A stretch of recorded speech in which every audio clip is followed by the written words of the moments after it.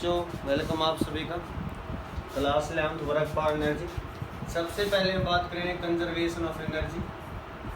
Conservation of energy के बारे में जानेंगे कि किस टाइप से जो एनर्जी है वो कंजर्व होती है, इसके एक्सप्लेनेशन करेंगे। ठीक है, तीन डिफरेंट पॉइंट पर हम चेक करेंगे क्या टोटल एनर्जी जो है सिस्टम की वो सेम रहती है, कांस्टेंट है या नहीं।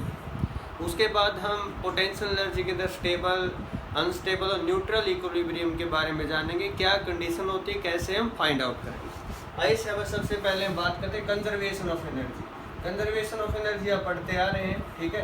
तो उसमें क्या होता है, energy can neither be created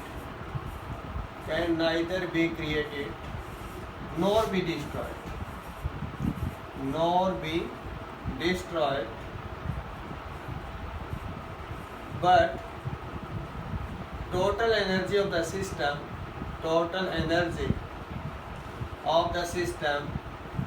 remains constant,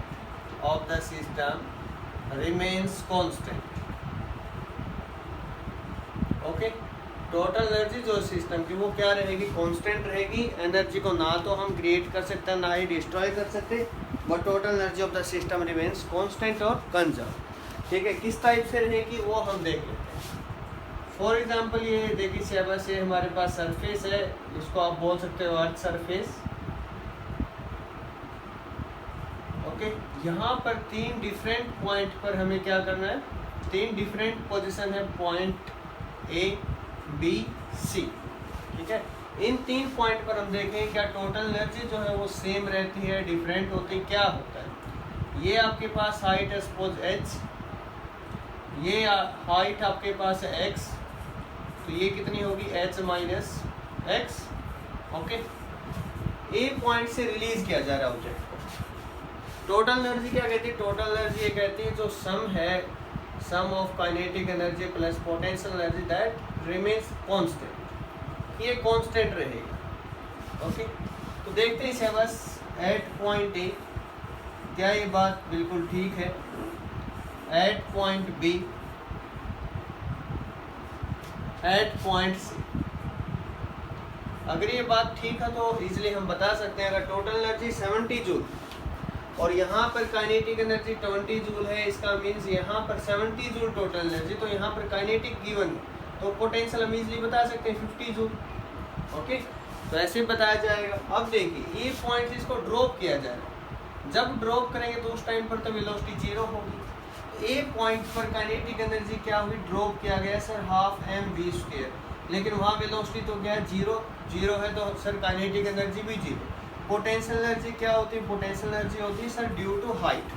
okay, kinetic energy पढ़ी थी आपने, kinetic energy is the energy possessed by an object due to its velocity motion.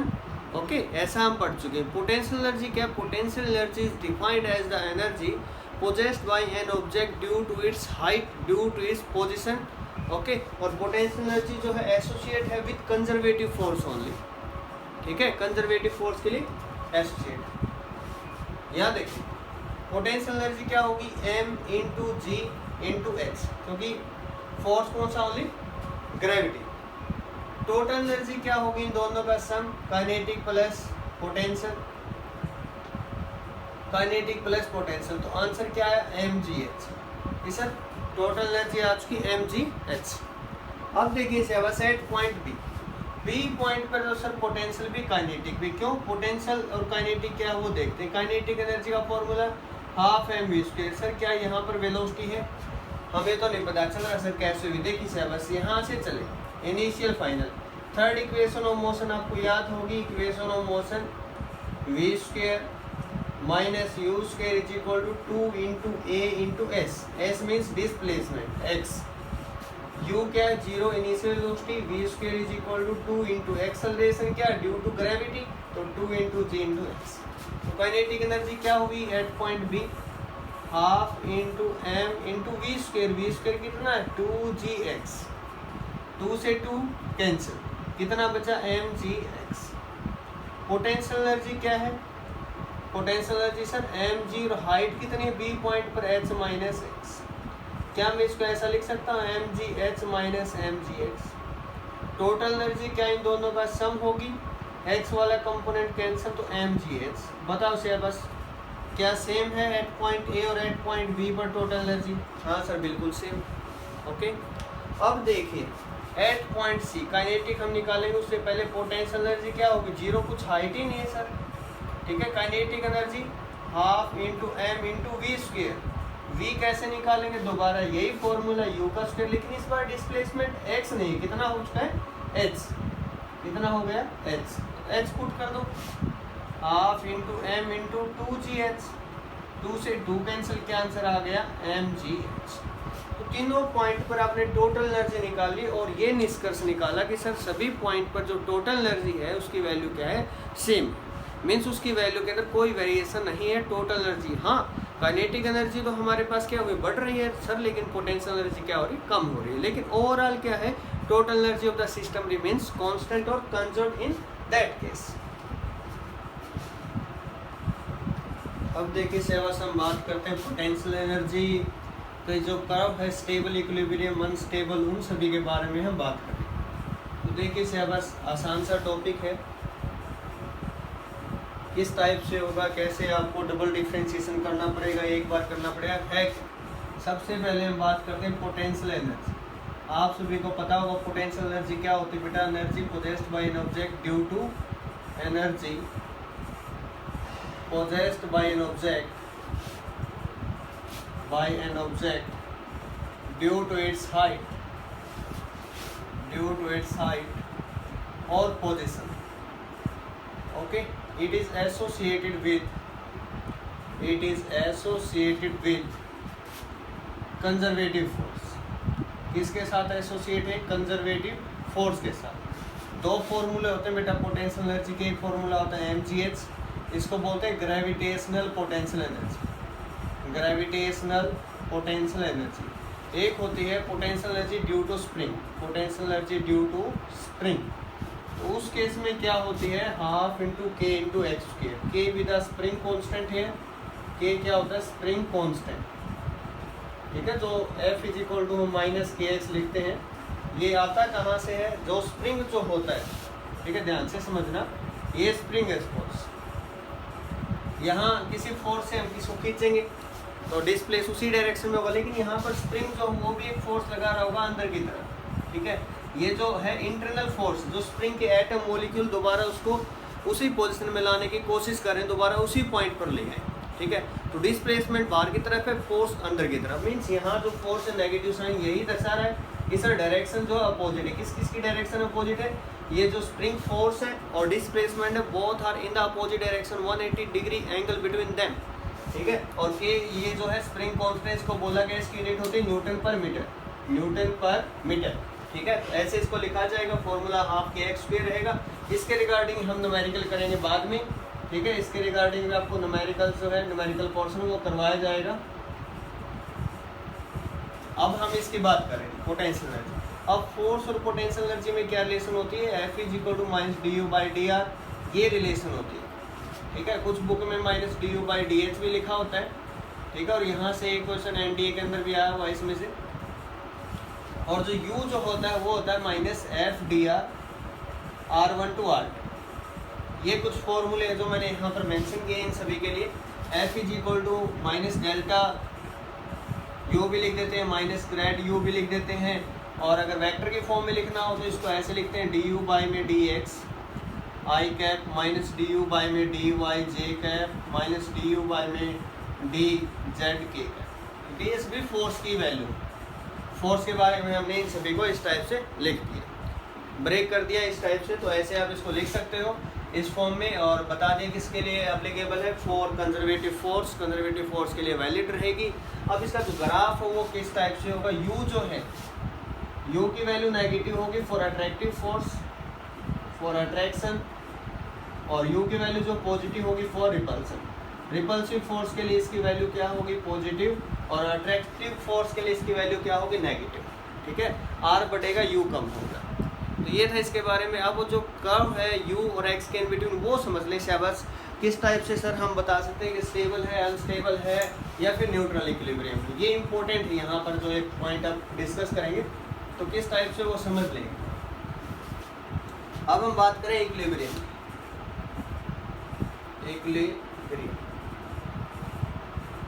तो ये 3 टाइप का होता है बेटा, स्टेबल, अनस्टेबल, न्यूट्रल। कैसे पता चलेगा कि इसका स्टेबल है, अनस्टेबल है, न्यूट्रल? सबसे पहला काम, du बाई डी एक्स 0, ठीक है। एक बार और डेरिवेटिव करो, du स्क्वायर बाई में dx स्क्वायर, ठीक है। स्टेबल के लिए जो वैल्यू होगी पॉजिटिव, ओके।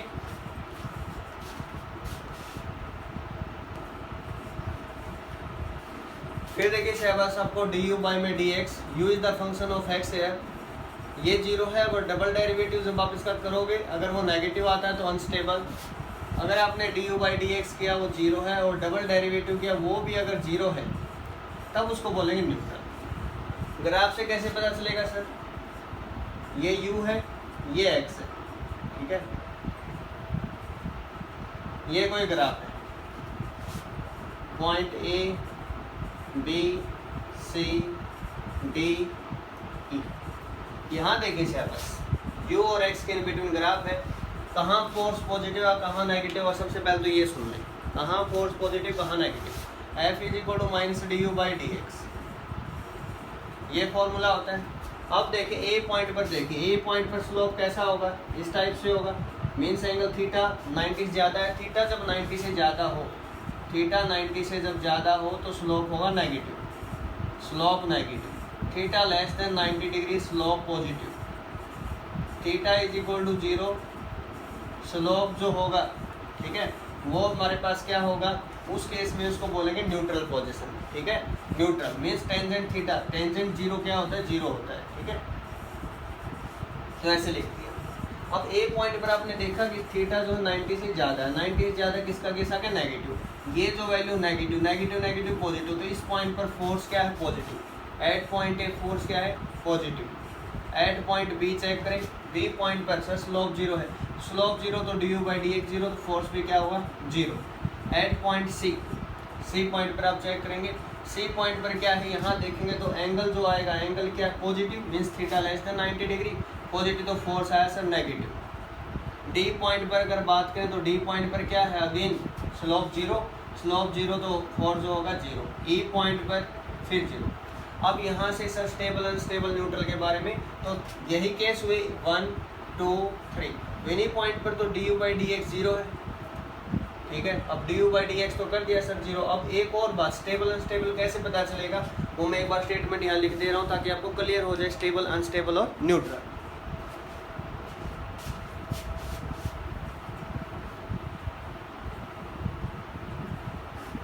यहाँ देखिए स्टेबल इक्विलिब्रियम किसको बोलेंगे, when any object is displaced from its position and attain its position, equilibrium position लिख सकते हो, आफ्टर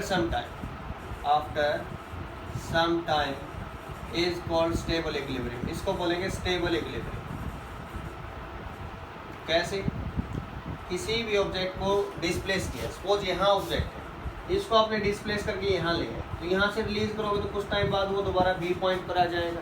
तो यहाँ जो पॉइंट बी है, पॉइंट बी, ये किसको रिप्रेजेंट किए हुए हैं, रिप्रेजेंट स्टेबल इक्विलिब्रियम। किसको रिप्रेजेंट किए हुए, स्टेबल इक्विलिब्रियम, ठीक है।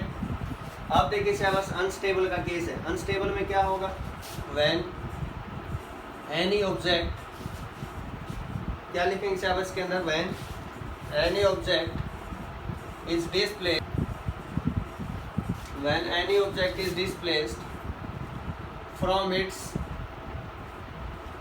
Position and never comes to that position again, that position again. ये एग्जाम्पल है किसका, अनस्टेबल इक्विलिब्रियम का। लाइक पार्टिकल यहाँ है डी पॉइंट पर, यहाँ थोड़ा सा डिस्प्लेस किया तो नीचे चला जाएगा, दोबारा ऊपर नहीं आएगा, ठीक है। तो यहाँ पॉइंट जो डी है, point D represent the position of unstable equilibrium, ठीक है, हो जाएगा। अब न्यूट्रल में देखना, neutral when any object is slightly displaced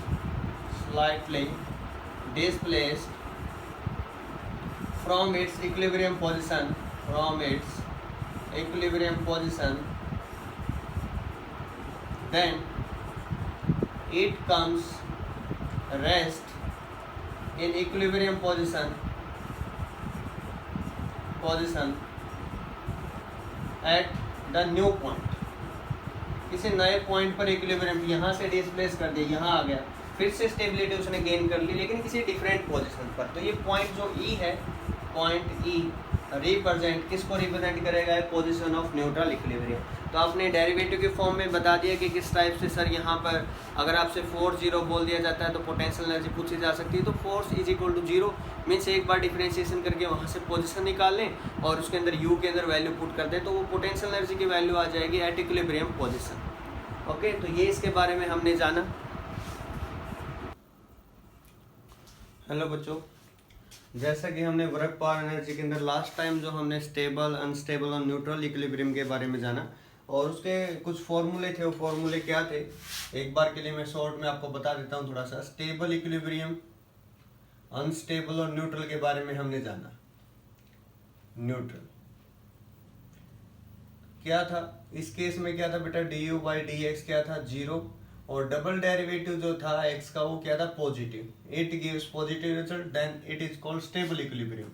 unstable के लिए क्या था? du बाई डी एक्स तो सर जीरो था। Same D square U means double differentiation अगर करते हैं, अगर वो नेगेटिव रिजल्ट देता है तब वो क्या है? Unstable equilibrium. ठीक है, न्यूट्रल क्या था? इसमें sir du by D x भी जीरो है और डबल डेरिवेटिव करेंगे वो भी अगर जीरो आता है तब उसको हम बोलेंगे न्यूट्रल इक्विलिब्रियम। तो ये था इसके बारे में। ठीक है, तो ऐसे बस आज का जो फर्स्ट क्वेश्चन है वो हम स्टार्ट करते हैं। फोर्स और पोजीशन के बीच में ग्राफ है, ठीक है। अदरवाइज यू एक्स में होता है, फोर्स और डिस्प्लेसमेंट में अगर गिवन है तब आप कैसे पता लगाएंगे कि स्टेबल है, अनस्टेबल है, न्यूट्रल है। ठीक है, तो स्टेबल, अनस्टेबल या न्यूट्रल के लिए फर्स्ट कंडीशन क्या है? बस फर्स्ट कंडीशन सर ये है कि D you by D x जो है वो जीरो। ठीक है, फर्स्ट कंडीशन क्या है? सॉल्यूशन करें क्वेश्चन 1 का। फर्स्ट कंडीशन आपको क्या चेक करना है? फर्स्ट कंडीशन जो आपके पास वो ये है कि जो du बाई डी एक्स है it must be zero for stable, unstable and neutral. First condition तो ये है, ठीक है। और du बाई डी एक्स है क्या? f is equal to minus du by D X है, मीन्स फोर्स जीरो। और फोर्स कहाँ कहाँ जीरो? इसमें यहाँ तो नहीं है जीरो, b पॉइंट पर से जीरो फोर्स, d पॉइंट पर फोर्स जीरो है, f पॉइंट पर फोर्स जीरो। तो यहाँ पर 3 पॉइंट आए बी, डी एंड एफ। ये इक्विलिब्रियम के पॉइंट है तीनों के तीनों, बी, डी एंड एफ। अब ये नहीं पता सर हमें कि किस केस में स्टेबल है, किस में अनस्टेबल है, किस में न्यूट्रल है। ठीक है, हमने सिर्फ पॉइंट कैलकुलेट कर किए हैं। Point B, D and F represent the position of equilibrium. ये तीनों जो है पोजिशन ऑफ इक्विलिब्रियम हमें बता रहे हैं, लेकिन इसके बारे में कोई आइडिया नहीं कि सर ये स्टेबल है, अनस्टेबल है, न्यूट्रल है।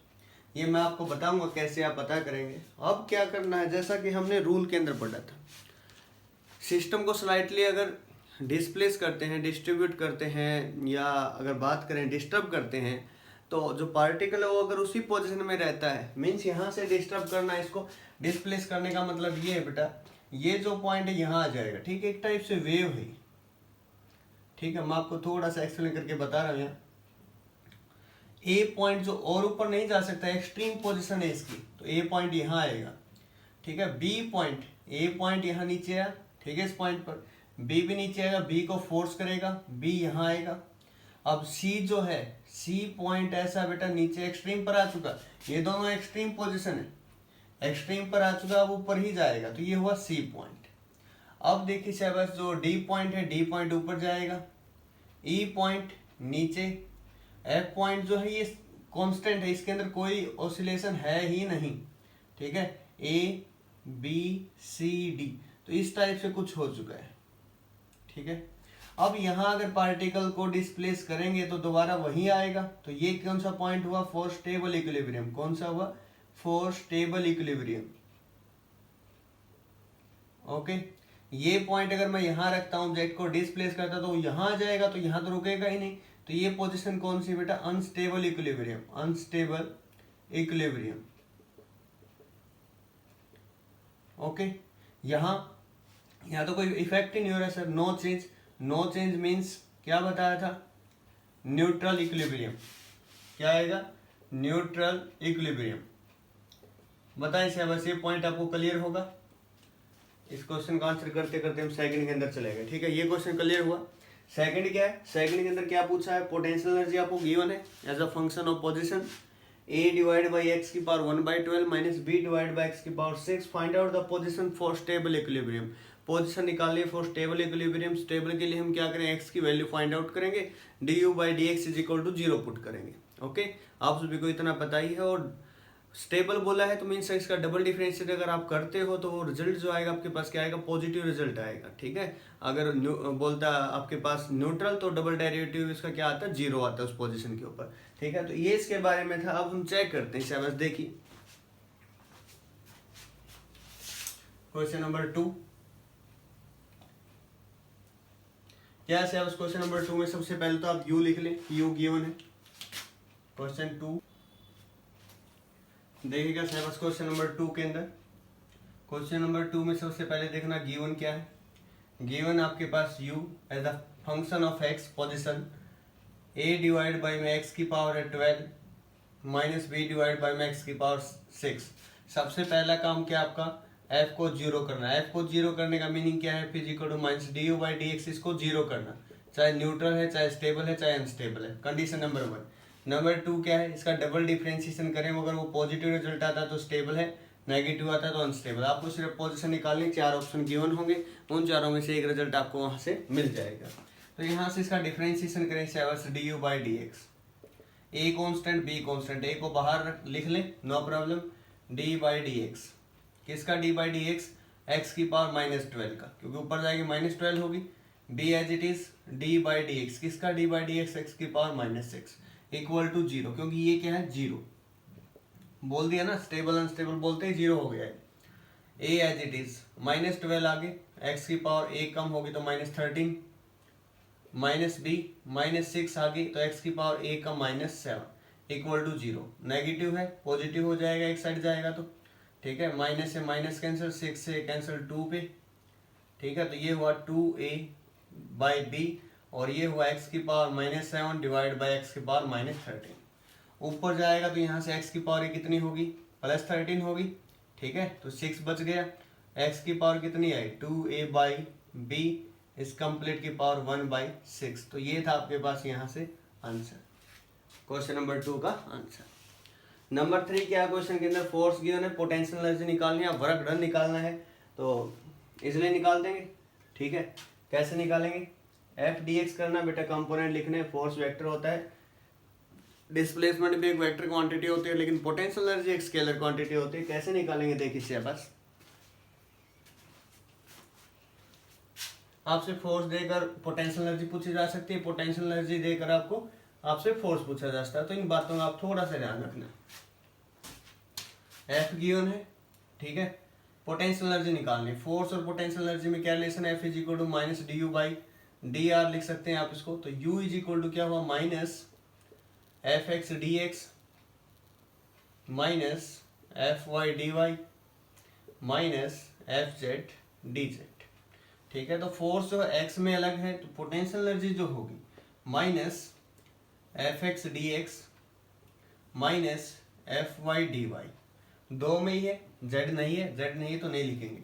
ठीक है, F X D X, F X कितना है, F X sir -2x into D X, F Y कितना है -2y डी वाई। इंटीग्रेशन करें, नेगेटिव से negative cancel, 2 as it is X square by 2 minus minus plus 2y square by 2 plus C, integration constant आप लगाना चाहो तो लगा सकते हो। तो आंसर आया x square plus y square plus सी।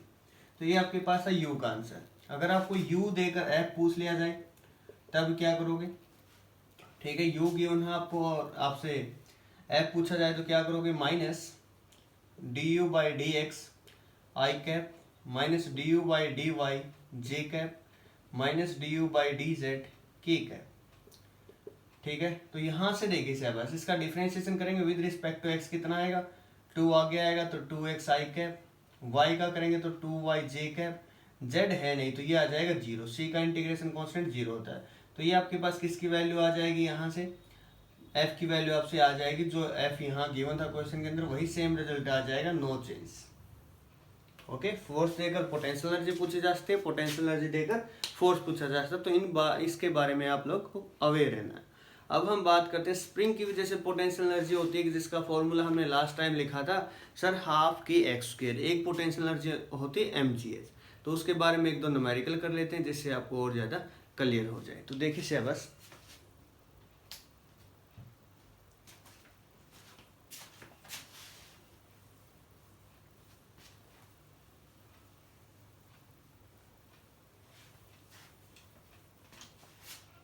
एक चीज और जो आपको याद रखनी है, वर्क डन वैसे तो स्टोर होता है सभी के अंदर, kinetic energy final minus kinetic energy initial, ठीक है, या चेंज इन काइनेटिक एनर्जी ऐसे लिख देते हैं। ये क्या होता है, minus change in potential energy लिखते हैं, मीन्स पोटेंशियल एनर्जी पहले इनिशियल आती है फिर फाइनल लिखते हैं। ओके, तो ये देखिए सिलेबस, यहाँ से कोई स्प्रिंग, ओके, स्प्रिंग कांस्टेंट के है, के विद द स्प्रिंग कांस्टेंट है, एफ विद द फोर्स। आपसे पूछा गया इसको, यहाँ से वर्क डन आप लोगों को निकालना है, या पोटेंशियल एनर्जी बोल रहे, पोटेंशियल एनर्जी निकालनी, वर्क डन आपको निकालना है फ्रॉम 0 to x, ठीक है। अगर x इसको एक्सटेंड किया जाए, ठीक है, तब उस केस में जो आपके पास वर्क होगा वो क्या होगा, work done by this force, work done by this force क्या होगा आपके पास, सिंपल सा है, work done by this force क्या था, फोर्स इंटू डिस्प्लेसमेंट, फोर्स क्या होगा यहाँ पर F इंटू डी एक्स लिख सकते हैं आप, ठीक है, फोर्स इंटू डिस्प्लेसमेंट, तो फोर्स इंटू डिस्प्लेसमेंट, इंटीग्रेशन कहाँ से कहाँ, 0 to x, जहाँ से पूछा गया भाई, फोर्स क्या होगा k into X D X, ठीक है, 0 से x, k as it is, x का इंटीग्रेशन क्या होगा, x square by 2, 0 to x, तो आपके पास रिजल्ट आएगा हाफ के एक्स स्क्वायर।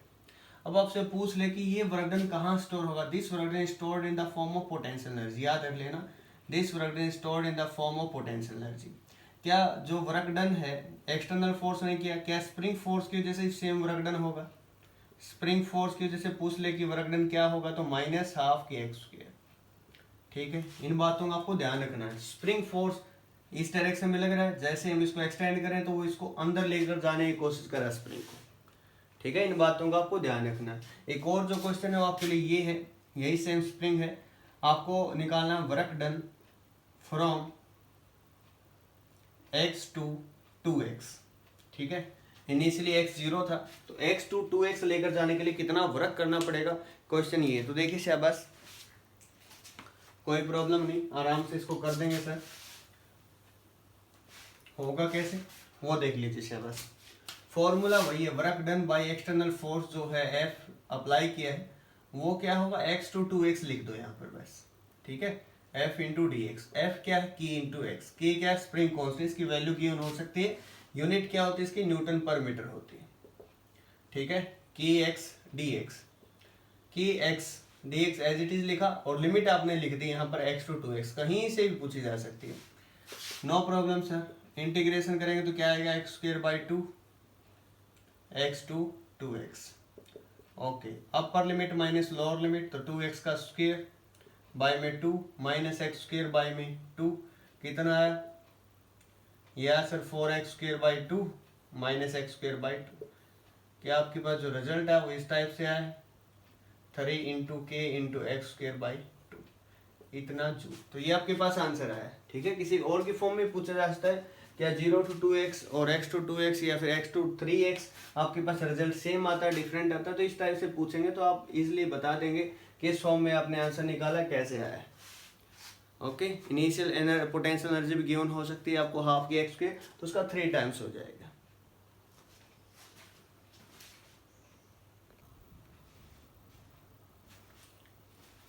देखिए कैलकुलेट पोटेंशियल, अब कुछ 2-3 ऐसे केस हैं जिनका आपको पता ही होना चाहिए और आप उसको याद भी रख सकते हैं, ठीक है। आपसे अगर पूछ लिया जाए calculate the potential energy of this vertical rod having mass m and l be the length of this rod, इस केस में पोटेंशियल एनर्जी निकालनी पूछी जा सकती है। या फिर स्फीयर है, on the surface of earth रखा हुआ है, r इसकी रेडियस है, you have to calculate the potential energy for this sphere. Number 3 आपसे ऐसा भी हो सकता है कि आपसे इंक्लाइन प्लेन गिवन हो, थीटा एंगल है, एम इस मास है इस रोड का, जो रोड इंक्लाइन प्लेन पर रखी हुई है, और एल उसकी लेंथ है। तो क्वेश्चन नंबर जो 1 है, पोटेंशियल एनर्जी आप कैसे फाइंड आउट करेंगे। यहाँ पर पोटेंशियल एनर्जी का जो फॉर्मूला होता है ना, वो आप क्या यूज करेंगे, U is equal to M G H होता है, तो डी एम इंटू जी इंटू एच, ठीक है, इस फॉर्म में लिखेंगे, इस फॉर्मेट में। स्मॉल जो है वो मास आप डी एम लिखेंगे और लेंथ जो है वो डी एल लिखेंगे। अब होगा क्या इससे, जी ठीक है, हाइट जो है लेंथ एल गिवन है, तो आप डी एम जी इंटू एल लिखेंगे। इंटीग्रेशन करेंगे, अब डी एम कैसे निकालेंगे, small by small is equal to large by large, ठीक है। अब जो लार्ज बाई लार्ज जो वेरिएबल आप लिखेंगे उसी की फॉर्म में लिखना है इसको, ठीक है। आपने इसको डी एक्स की फॉर्म में लिख लिया, इस फॉर्मेट में ही लिखना है, डी एम डी एक्स, ठीक है। यहाँ पर आपके पास क्या होगा, मास m डिवाइड बाय में लेंथ l। यहाँ पर देखना चाहिए, जैसे आप पुट करेंगे वैल्यू, तो आपके पास क्या आएगा, यहाँ से m बाई में l इंटू में डी एक्स इंटू में g इंटू एक्स। अब ये जो हाइट है, आपने जो पोटेंशियल एनर्जी मानी है, वो यहाँ से जो फंक्शन है, यहाँ से जो ये तो टोटल लेंथ हो गई, ये जो है आपके पास पोजीशन, इसको आप x मान कर चलें, ठीक है, ओके, इनटू जी। अब इंटीग्रेशन करेंगे, इंटीग्रेशन से डिफरेंशिएशन कैंसिल, ये तो एज इट इज आ जाएगा, 0 टू कंप्लीट जो है l पुट करेंगे, जो कांस्टेंट है m constant, l constant, g constant बाहर, इंटीग्रेशन आएगा x dx का, वो कहाँ से का, 0 टू l। इंटीग्रेशन क्या आएगा इसका, तो ये होगा x स्क्वायर बाई में 2, ठीक है। अपर लिमिट पुट करोगे, अपर लिमिट माइनस लोअर लिमिट, तो अपर लिमिट क्या होगी, एम जी एल, तो ये होगा L square by 2, okay, minus 0, तो एल से एल कैंसिल, तो आपके पास आंसर आएगा एम जी एल बाई 2 हो जाएगा। इस टाइप के अगर न्यूमेरिकल आते हैं तो दो आपके लिए प्रैक्टिस के लिए, ठीक है, बता दिए जाएंगे आपको कैसे होगा, एक बार आप लोग ट्राई कीजिए कि आप लोग इसको कर पाते हैं नहीं। देखिए बस, small by small is equal to large by large, तो डी एम की वैल्यू जैसे ही यहाँ पुट करेंगे, M by L into D X into G, H है क्या, ट्राइंगल देखें चाहे कंप्लीट आप, ये एच है, ये एक्स है, ठीक है, ये थीटा है। अब अननोन एच है और नॉन क्या, एक्स, ठीक है, एक्स के बारे में आइडिया। अब परपेंडिकुलर बाई हाइपोटेन्यूज क्या होता है बेटा, साइन थीटा, तो एच की जगह आप लिखेंगे एक्स साइन थीटा, क्या लिखेंगे, एक्स साइन थीटा। इन बातों का आपको ध्यान रखना है, ठीक है। तो इंटीग्रेशन कहाँ से कहाँ होगा, 0 टू l, ओके। अब m बाहर, l भी बाहर आपके पास, g यहाँ बाहर, साइन थीटा बाहर, आपके पास सिर्फ बचा x dx, 0 टू l। इसका इंटीग्रेशन करेंगे तो क्या आएगा, m g sine theta divide by l into x square by 2, और x square by 2 upper limit minus lower limit, l square आ जाएगा, अपर पुट करेंगे, l से l कैंसिल, तो आपके पास क्या है, 1/2 एम जी into sine theta into l, ठीक है। ये आपके पास यहाँ से आंसर आएगा m g L sine theta by 2। एक प्रकार से देखें ना, तो ये देखो बेटा, सेंटर पे होते ही यहाँ से जो लेंथ होगी ना, हाफ होगी, लेंथ हाफ है सर, ठीक है।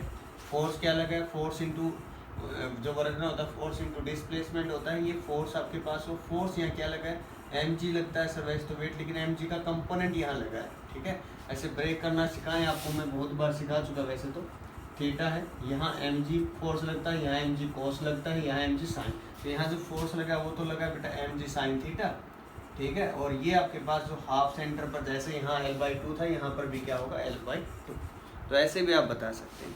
अब हम बात करेंगे पावर की, तो पावर को कैसे डिफाइन किया जाएगा उसके बारे में न्यूमेरिकल करेंगे। क्या सर पावर स्केलर क्वांटिटी है, वेक्टर है, क्या है, तो देखिए बस पावर के बारे में बात कर लेते हैं। पावर किसको बोलते हैं, पावर, देखिए शाबाश, it is defined as the time rate of doing work, power को P से लिखते हैं dW/dt, ओके, ये इसका फॉर्मूला होगा। dW क्या होता है बेटा, force into displacement divide by dt, तो ये आपके पास ds/dt क्या होता है, वेलोसिटी, तो ये भी फॉर्मूला पावर का ही होता है। अब बात आती है सर पावर क्या स्केलर है वेक्टर? दो वेक्टर का स्केलर प्रोडक्ट हमेशा स्केलर होता है, तो पावर एक स्केलर क्वांटिटी। कैसी क्वांटिटी है? स्केलर। यूनिट क्या होगी? यूनिट होती है वाट। क्या होगी? वाट। ऐसा यूनिट होती है पावर की वाट, ठीक है। और 1 वाट किसके इक्वल हुआ?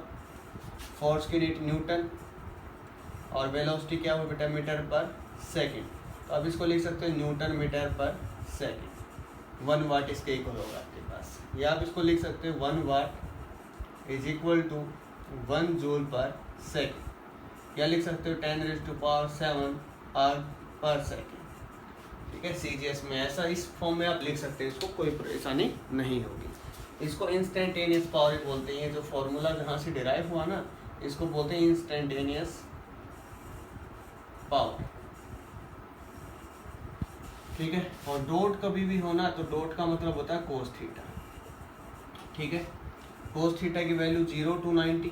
थीटा जब 0 to 90 रहेगा तब तक तो आपके पास पावर पॉजिटिव रहेगी, लेकिन जैसे ये थीटा आपके पास 90 को क्रॉस कर जाएगा तब जो पावर है वो नेगेटिव हो जाएगी, और जब ये थीटा 90 होगा तो उस केस में पावर क्या होगी?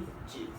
तो ये कुछ केसेस हैं जो आपको ध्यान रखने पावर के रिगार्डिंग, किस टाइप से आप बता सकते हो पावर। एक और इम्पोर्टेंट क्या नोट कर लेना है बात, आप कई बार भूल जाते हो note. Rate of kinetic energy is also known as rate of kinetic energy is also called power, या it measures in the form of power. Rate of kinetic energy, kinetic energy का रेट भी क्या देगा? Power देगा, ठीक है। D K by D T, K represent kinetic energy है, तो D K by D T भी क्या होगा बेटा? पावर ही होगा, ओके। तो इन सभी के बारे में आप सभी को पता होना चाहिए पावर के रिगार्डिंग। अब एक दो न्यूमेरिकल करते हैं, न्यूमेरिकल से थोड़ा और क्लियर हो जाएगा कंसेप्ट आपको किस टाइप से हम बात कर रहे हैं। तो देखिए बस आपके पास एक क्वेश्चन है, ये कोई ब्लॉक है, ठीक है, ये रफ सरफेस है, और यहाँ फोर्स आपके पास लगा हुआ 50 न्यूटन। ये ऑब्जेक्ट है 2 मीटर पर सेकंड की स्पीड चल रहा है, ठीक है। यहाँ कोई काइनेटिक फ्रिक्शन एक्ट हुआ है, ठीक है, चल रहा है ऑब्जेक्ट 2 मीटर पर सेकंड की स्पीड से। तो आपको क्या निकालना है? पावर निकालना है। Power due to external force, power due to frictional force क्या होगा? Power due to this force क्या होगी? Force into velocity. फोर्स भी पता है आपको, वेलोसिटी पता है, यूनिफॉर्म वेलोसिटी, कांस्टेंट वेलोसिटी चल रहा है, ठीक है। 50 इंटू 2 आपके पास आ गया 100 वाट। सेकंड क्वेश्चन में सर फ्रिक्शनल फोर्स क्या होगा? ये तो गिवन ही नहीं है। अब देखिए उस कांस्टेंट वेलोसिटी चल रहा है, मीन्स यहाँ पर कैसे फोर्स है? मतलब बैलेंस्ड फोर्स है तभी तो चल रहा है ना। यहाँ रिजल्टेंट फोर्स 0 बना है तभी तो ये कांस्टेंट वेलोसिटी मीन्स एक्सेलरेशन 0 है। यहाँ पर एक्सेलरेशन 0, जितना फोर्स यहाँ लगा उतना ही काइनेटिक फ्रिक्शन लगा हुआ है यहाँ पर 50 न्यूटन, लेकिन लगा है अपोजिट डायरेक्शन में। यहाँ फोर्स है और यहाँ एंगल 180 डिग्री है, ऑब्जेक्ट यहाँ जा रहा है, फोर्स यहाँ लगा है, ठीक है। तब यहाँ पर क्या आएगा? सेम यही आंसर 100 वाट, लेकिन नेगेटिव के अंदर। नेगेटिव साइन क्यों है? Due to direction. Direction means angle जो थीटा वो क्या है? 180 डिग्री। किस के between frictional force and displacement, ठीक है। जहाँ ऑब्जेक्ट जा रहा है उसके भी इन बिटवीन जो एंगल है वो कितना है? 180 डिग्री, ओके, हो जाएगा। अब एक दो न्यूमेरिकल और कर लेते हैं जिससे और ज़्यादा क्लियर हो जाए। ये देखिए वैसे क्वेश्चन है रेजोनेंस बुक का, तो हम सॉल्व करेंगे। क्वेश्चन क्या है पहले इसकी स्टेटमेंट पढ़ लेते हैं, जान लेते हैं। क्वेश्चन ये है आपके पास, stone is projected with velocity, stone is projected with velocity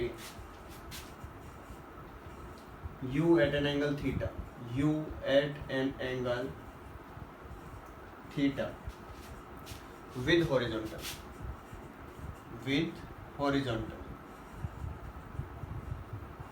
okay।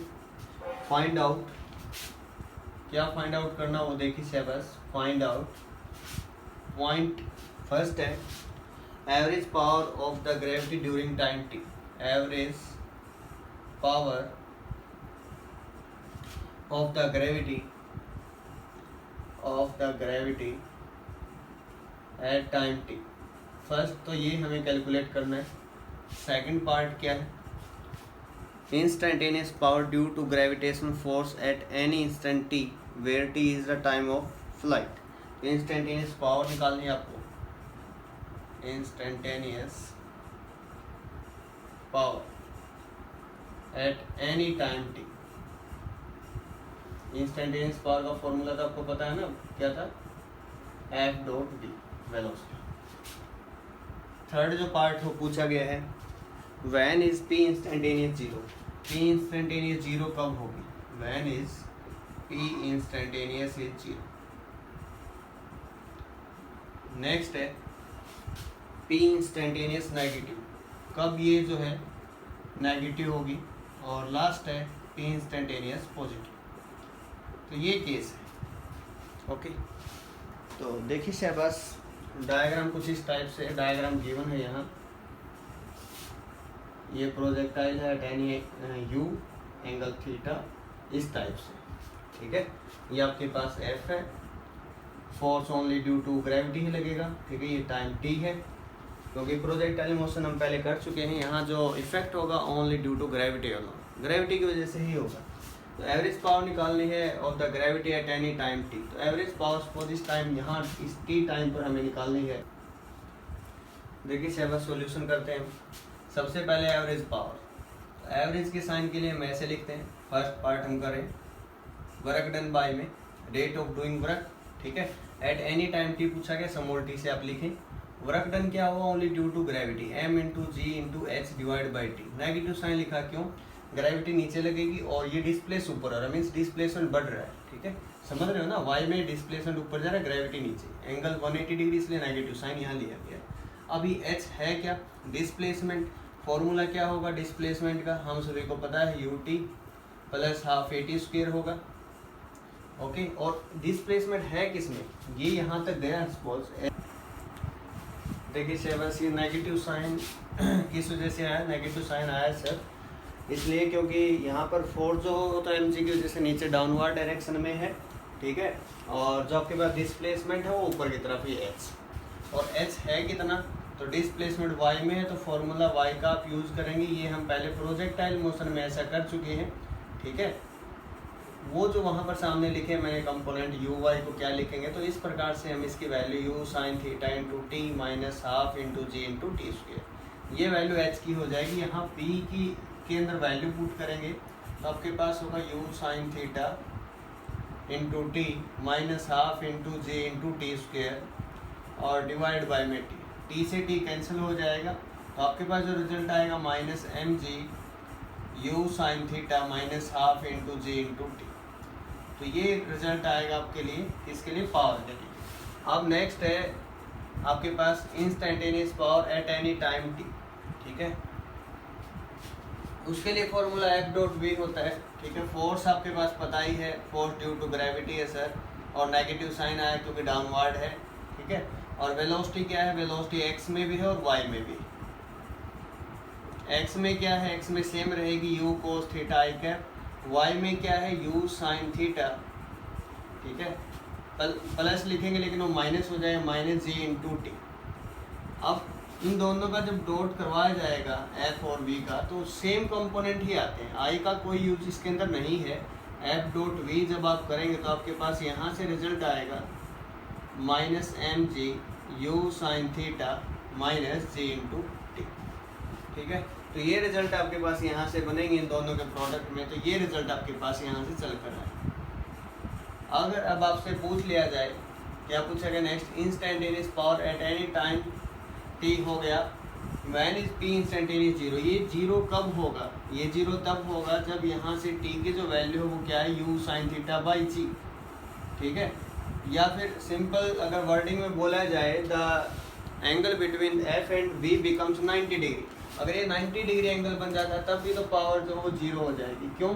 क्योंकि डॉट प्रोडक्ट में क्या आता है बेटा? कोस और कोस 90 क्या होता है? जीरो. ठीक है, और वो कहाँ पर आएगा? At the highest point. आप इसका आंसर कर सकते हैं eight highest point. Eight highest point. आपसे पूछा जा सकता है कि पावर पॉजिटिव कब होगी, नेगेटिव कब होगी? पावर पॉजिटिव होगी आपके पास किस केस में? जब ये नीचे आएगा, क्योंकि फोर्स भी यही है, डिस्प्लेसमेंट भी यही है. दोनों के इन बिटवीन एंगल जो थीटा लेस देन 90 डिग्री. इस केस में थीटा ग्रेटर देन 90 डिग्री है, तो आप बोलोगे 0 टू हाईएस्ट पॉइंट पर, जैसे अब जा रहे हैं हम आपके केस में, तब तो पावर होगी नेगेटिव, और हाईएस्ट टू लोएस्ट पॉइंट जब आएंगे तब पावर क्या होगी आपके पास, पॉजिटिव। ठीक है, तो ये था इसके बारे में प्रोजेक्टाइल मोशन के अंदर जो न्यूमेरिकल यूज किया हमने। तो इस प्रकार से हमने जो वर्क पावर एनर्जी, इसके अंदर कंप्लीट चैप्टर हम कर चुके वर्क पावर एनर्जी का। वर्क पावर एनर्जी जो चैप्टर आपके पास वो कंप्लीट आपने कर लिया है कवर। एक बार मैं आपको थोड़ा सा इसके बारे में रिव्यू थोड़ा सा करवा देता हूँ किस टाइप से हमने किया। इसके अंदर वर्क डन जो था आपके पास Fs कोस थीटा था। यहाँ पर थीटा जो था 0 होगा, 90 होगा, पॉजिटिव नेगेटिव 0। यहाँ यहीं से हमने बताया था नेचर ऑफ वर्क डन, कि वर्क डन जो उसका नेचर क्या होगा। ओके, यहाँ से हमने वर्क डन निकालना सीखा। वर्क डन का एक और फॉर्मूला हमने जो किया F into D x, okay, या Fx dx बोल सकते हैं आप इसको। ये दोनों वर्क डन एक स्केलर क्वांटिटी होती है, दो वेक्टर का स्केलर प्रोडक्ट स्केलर होता है। ठीक है, यूनिट क्या होगी, जूल होगी, ये हमने पढ़ा। वर्क एनर्जी प्रिंसिपल ये था, work done is equal to kinetic energy final minus kinetic energy initial. Okay, उसके बाद हमने किया एनर्जी के बारे में, एनर्जी का कंजर्वेशन भी हमने किया, तीनों पॉइंट पर वैल्यू फाइंड आउट करके हमने देखी, और काइनेटिक एनर्जी के बारे में पढ़ा। उसके बाद फिर हमने पोटेंशियल एनर्जी के बारे में पढ़ा। काइनेटिक एनर्जी का formula half M we square था। पोटेंशियल एनर्जी हमने दो की, gravitational potential energy and potential energy due to spring. Gravitational potential energy का फॉर्मूला mgh हम पढ़ कर आए, और स्प्रिंग की वजह से जो पोटेंशियल एनर्जी थी half K X square, K with the spring constant है, जिसकी वजह से न्यूमेरिकल हमने अभी लेटेस्ट डिस्कस किए। फिर हमने इक्विलिब्रियम के बारे में पढ़ा, तो इक्विलिब्रियम क्या होता है, स्टेबल कहाँ पर होगा, अनस्टेबल कहाँ पर होगा, और न्यूट्रल कहाँ पर होगा। ठीक है, सबसे पहली कंडीशन क्या थी, du/dx जो था आपके पास उसका 0 होना नेसेसरी था, चाहे वो स्टेबल हो चाहे अनस्टेबल। फिर एक बार और जब डिफ्रेंशिएशन आप करेंगे, अगर वो डिफ्रेंशिएशन आपके पास पॉजिटिव आता है तब स्टेबल होगा, नेगेटिव आता है तब अनस्टेबल, और 0 आ जाता है तो न्यूट्रल। ठीक है, तो ये कुछ हमने पढ़ा। और conservative force, non conservative force के बारे में जाना। कंजर्वेटिव फोर्स जो था उसके बारे में हमने ये पढ़ा कि पाथ पर डिपेंड नहीं करता, only depend on the initial and final position. जबकि जो नॉन कंजर्वेटिव था वो किस पर डिपेंड करता था, वो किस रास्ते हम जा रहे हैं उस बात पर डिपेंड करता था। और एक सबसे इंपॉर्टेंट जो हमने क्या, relation between kinetic energy and linear momentum. Kinetic energy और लीनियर मोमेंटम में ये रिलेशन होती है, और हमने इसके 2-3 अच्छे न्यूमेरिकल किए थे कि लीनियर मोमेंटम को अगर 100% इंक्रीज कर दिया जाए तो काइनेटिक एनर्जी के अंदर कितना इंक्रीमेंट आएगा। ठीक है, तो इस टाइप के न्यूमेरिकल आपको डिस्कस करने, प्रैक्टिस करनी, जितनी मैक्सिमम आप प्रैक्टिस कर सकते हो न्यूमेरिकल्स की, और कंसेप्ट अपने जो फॉर्मूला है वो अपने कॉपी में नोट करें। Thanks for watching.